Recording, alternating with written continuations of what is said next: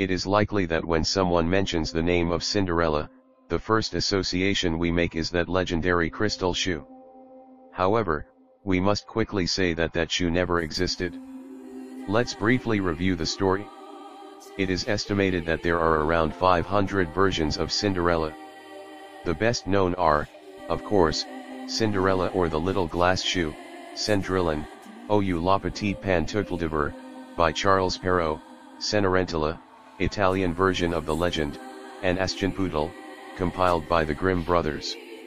The first written version of Cinderella dates from 1697 and belongs to the French writer Charles Perrault, who titled it, Cendrillon. Now, the legend of Cinderella is much older. Some folklorists estimate that it began to circulate sometime in the 9th century AD, almost 800 years before Charles Perrault succeeded in uprooting it to the old women and midwives of the French villages. The success of Cinderella consists in its structure. Basically, it is a story of unjustified oppression that suddenly turns to the triumph of the protagonist and its consequent reward. Technically speaking, Cinderella fits the category 510A by Arne Thompson, whose function is to classify the different topics of fairy tales. In the case of Cinderella, the topic is persecuted heroine. We have already talked about the legend of Cinderella, so we will go directly to what we are interested in, the crystal shoes. The Cinderella glass shoes are a later addition to the original story.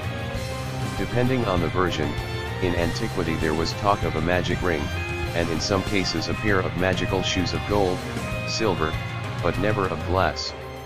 The first mention of Cinderella's glass shoes comes from Charles Perrault's version in 1697. Now, Perrault based her Cinderella solely on the French versions of the myth, where the girl wears a shoe diametrically opposite the opulent glass shoes that the folklorist imagined for her. In fact, during the Middle Ages Cinderella wore shoes better, a word that was obsolete in the time of Charles Perrault, and that means squirrel. These squirrel skin shoes are perfectly consistent with the social position of Cinderella, a poor girl who cannot afford to wear anything other than the skin of an animal. Perhaps because of ignorance of ancient French, or maybe seeing an extraordinary opportunity to print his mark on the legend, Charles Perrault changed the word better, squirrel, for, which means glass. From there to glass there was only one step missing. The addition of Charles Perrault pursues a rather realistic purpose. Cinderella was not a particularly attractive girl, and extreme measures were required to capture the attention of her Prince Charming. In the 17th century all the women of the aristocracy wore velvet-covered shoes, so that a pair of crystal shoes, absolutely unthinkable at that time, no doubt guaranteed to attract the attention of everyone, especially the prince, remember, the host of that gathering. Now, at this point Charles Perrault was in a serious bind. How to make a girl from the lower class acquire shoes that even the most powerful women in the court could not get? Naturally, the answer found her in the supernatural. Charles Perrault required the direct intervention of a magical creature so that Cinderella could get her uncomfortable crystal shoes, the fairy godmother. It is idle to clarify that until then the legend of Cinderella dispensed with hotness and any kind of supernatural patronage. The loss of Cinderella's shoe, however, and the prince's subsequent search for a foot that fits his measurements, is not the work of Charles Perrault. In versions where Cinderella wears simple leather shoes, she also misses him as she rushes out of the party, for example, in the version of Giambattista Basile, dated 1634. Surely everyone is familiar with the dance incident. Midnight arrives and the fairy godmother's spell breaks. Cinderella flees the dance, loses a shoe on the main stairs, the prince finds him and swears he will marry his mistress. Do not you notice anything strange? If the fairy godmother's spell broke at midnight, transforming Cinderella's dress in rags and her opulent carriage in a huge pumpkin, why did not her crystal shoes disappear? The reason for this blunder of continuity has two reasons. Charles Perrault could not alter the final episode of the original story, where the prince actually finds a leather shoe and searches for its owner.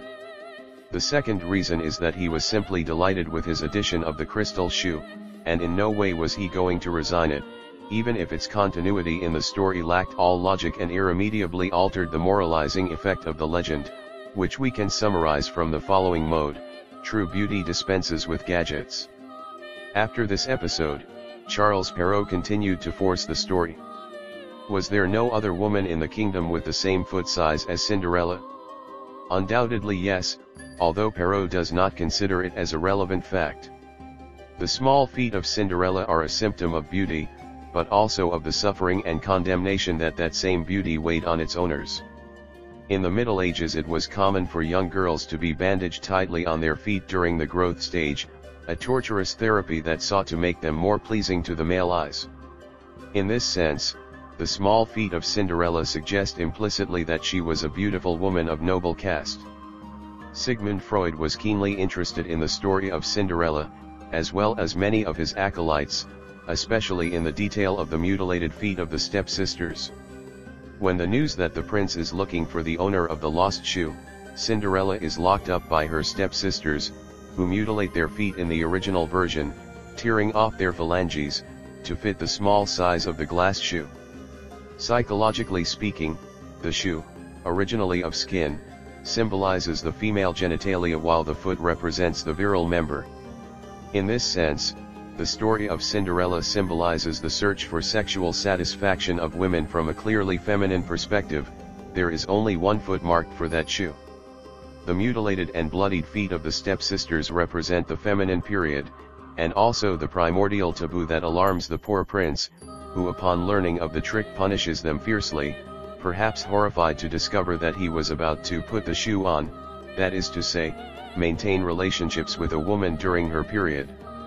After this annoying event, the prince finds the right woman, the virgin Cinderella, whose feet, pure, small and chaste, fit perfectly in a crystal shoe that never existed.